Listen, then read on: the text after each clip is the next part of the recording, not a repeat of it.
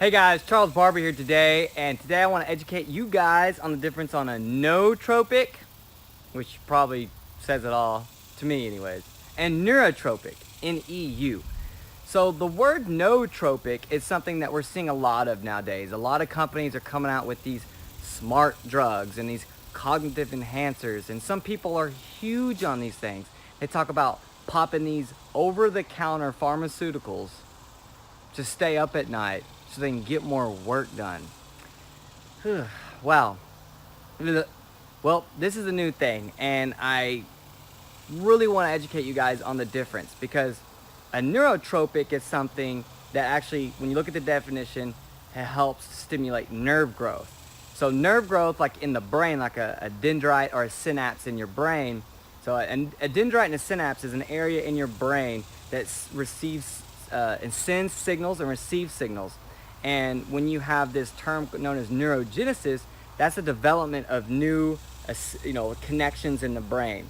And so when you hear the word neurotropic, this is something that I really think we should focus on more so than nootropic. And the main reason why is because a neurotropic is something that actually can long-term enhance your brain function by creating new dendrite and synapse connections, new sites in the brain that maybe have been dormant. So anyone who's trying to learn something new long term, trying to retain that information long term, what are the things that you're going to want to put in your body that will actually help to create new nerve endings, new connection sites inside your brain, versus a nootropic, which is something that's just going to stimulate you like a drug would. So yes, it can increase your cognitive ability like caffeine does, right? Caffeine kind of gives you this stimulant energy, which is considered a nootropic, right? And then it wears off and it kind of dumps out, right? And then you're back down to where you were. Whereas in a neurotropic, again, is something that's going to really help to rebuild the brain, rebuild the dendrite synapse connections, so that you actually have brand new connections, brand new sites in the brain. And this is something that more relates to neurogenesis, which is the development of new brain cells on top of it. And really kind of what I want to get here, guys, is that all of these nootropic drugs out there, they're made out of the worst stuff ever, in my opinion. They're made out of these fractionalized compounds of certain vitamins, compounds, and then they'll actually take these fractionalized forms of certain amino acids from herbs. And again, to do all of this stuff, you have to use crazy volatile compounds to extract these things. Like one nootropic I saw had some caffeine in it, right? Where'd they get the caffeine from? And how'd they get the caffeine, right? Well, how do they do that, guys? Well, they take, say, some coffee, right? And they'll soak it in some volatile compound like an acetone or some type of weird, harmful chemical that if you were exposed to would kill you. And they start to strip away everything but that one caffeine molecule. They then do all these other chemistry processes to isolate, and then boom, standardize. So you just have caffeine. And I just think that's the worst thing ever to put into our body. And the reason why is because we don't know what this stuff does long term. We have no clue.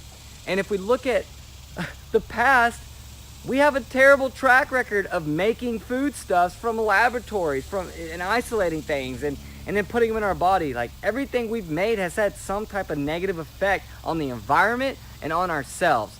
So that's why I say no to these things, nootropic, but say yes to a neurotropic, which is something like cacao, which has 7 different neuron transmitters inside of it, right? It's a vasodilator, so it opens you up.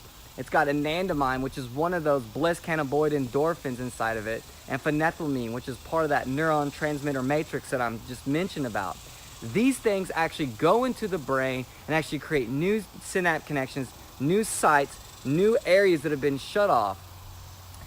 This is where we want to be, and this is food, just like God intended us to eat.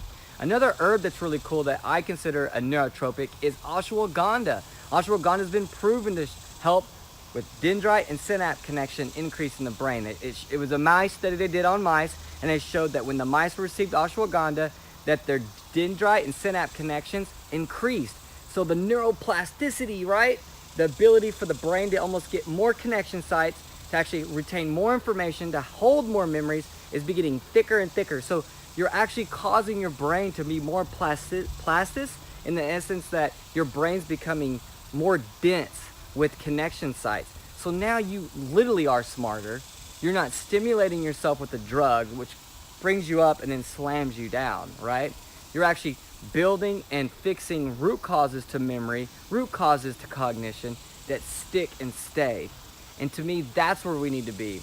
We also have a product, the elk velvet, which has neurotropin in it. So this is actually a growth factor to help those nerve sites get reconnected.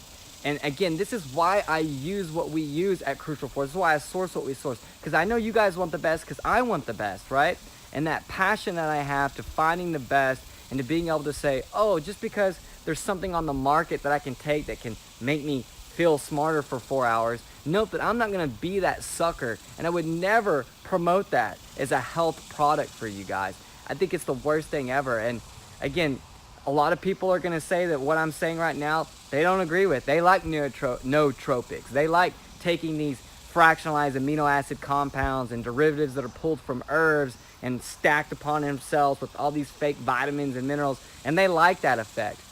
But what I find very fascinating is almost everyone who takes these nootropics, like the CEOs of these companies, they sit there and will say, oh, well, it's like taking a microdose of psychedelic mushrooms.